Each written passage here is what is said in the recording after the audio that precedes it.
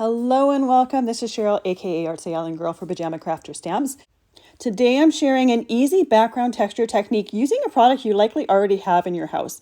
I am creating some very simple blended backgrounds before I add that texture. I'm using the Happy Flappy stamp set. The images are in this set are absolutely adorable, and these background texture techniques are perfect to go behind them. They don't take any attention away from those images. They just kind of add a little bit more interest to the background.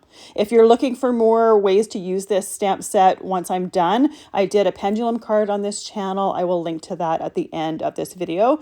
So I always love when stamps have sentiments that go with them. So I'm going to be using two of the sharks in this set, not sharks. One of them is the shark and the other one is a stingray.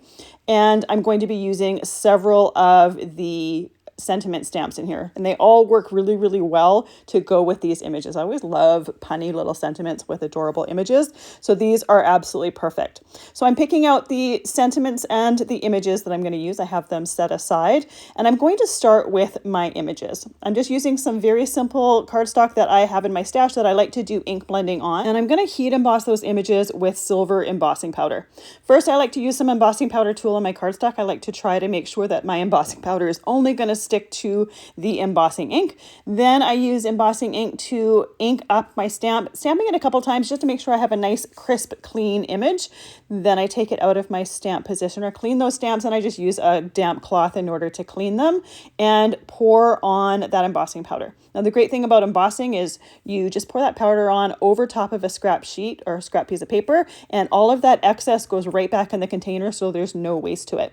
Then I use my embossing tool to melt that powder. It goes from like a rough matte granular look to a nice shiny glossy silver. Now I'm using silver here. You could also use gray embossing powder if you want. I'm going to do some ink blending in grays to color these images, so I thought the silver would be a really nice outline for it. I'm using some small detail scissors to cut out those images. When you're fussy cutting, the best way to do it is to kind of keep your scissors stationary and move that cardstock or that image for the blade of your scissors. That's the best way to get the cleanest look. Now, when I'm trimming them down, I'm trimming right outside that embossed edge, so you don't actually see any white cardstock around it. I'm just going right outside the edge, and I have my scissors tilted a little bit in, so they're slanted a little bit in. Then I cut around the image, and here's the first one. The other one I did off screen because it's exactly the same as the first one. I put them on my sticky mat, and I'm using two different gray inks in order to ink blend and color those images. You could stamp and emboss these on, say, watercolor cardstock and watercolor the images. That would be a great way to do it as well. Or your favorite coloring cardstock and color in your images with your favorite markers. I thought because I was ink blending the backgrounds and creating texture on the backgrounds that it would be nice to just do some super simple ink blending for these images. It's much easier once they are completely cut out, and then you can just concentrate the ink where you want it to go. For my background, I just have some, again, simple blending cardstock from my stash that I like to do my ink blending on. I'm using 3 different colors. I'm just using some distress ink. So these are dye-based inks. Any dye-based ink would work for this. If you prefer using, say, oxides for your backgrounds, you could easily do that as well. That would work for this as well. But you do want to use a water reactive ink. We're going to be using water to create these textures on the background. So you need an ink that does react to that water. If you have an ink that isn't water reactive, it's not going to have the same effect to it. Now, the cardstock that I'm using is just cardstock that I like to ink blend on, and it's nothing special. You could use, say, a mixed media cardstock here or a watercolor cardstock, but I'm just using this because I like ink blending on that background.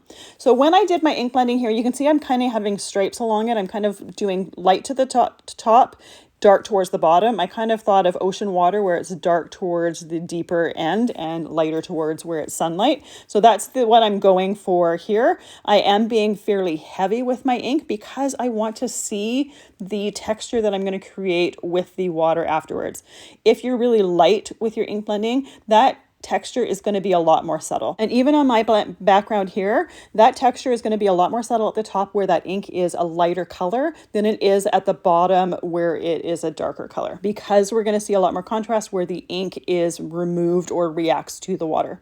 So once my backgrounds are done, I can pull them off of my sticky mat and take them or stuck them to the side and then wipe off my mat. And this is the very simple product that I'm going to be using to create this texture. So it is cling wrap. I am taking just a little bit off of there, probably about the same size as my sticky mat here. I'm wrinkling it in my hand. Now I am doing this with an underwater theme to it. You can do it with other themes as well. You can create just different texture with that cling wrap, or even something that just creates some texture on it would be fun, and I encourage you to try it. This would also be fun with, say, bubble wrap if you wanted texture that looked like bubbles. Obviously, it would be, because bubble wrap has an even pattern all over it, it would be an even pattern all over the background, but it's just a fun and different way of creating some texture. You can also flick water on the background and that will create some texture as well, and I've done that many times, but I wanted to have a little bit of control with this texture. So for this first one here, I'm kind of making it look like ripples in the water. So I wrinkled it on my sticky mat. That sticky mat is going to hold that cling wrap, so we don't have to worry about it lifting up. Then I used a mister that had a nice fine mist, and I'm just lightly pressing it onto that cling wrap. Now you can press it harder if you want, but if you take too much, or if you get too much water on that background, you can't really put the ink back on there. So much better to press lighter and then decide you want to press it again.